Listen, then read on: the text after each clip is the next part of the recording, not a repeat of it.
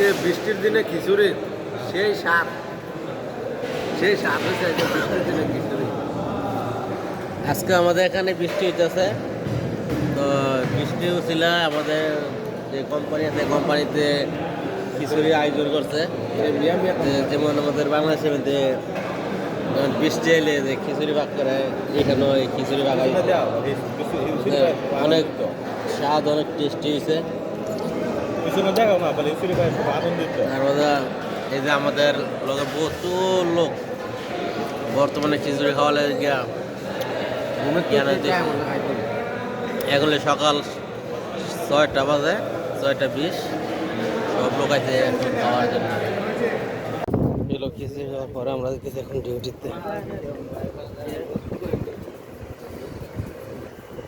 আমার দাদা খিচুড়ি খায় কি খুশি খিচুড়ি খাওয়ার পরে ডিউটি দিতেছে।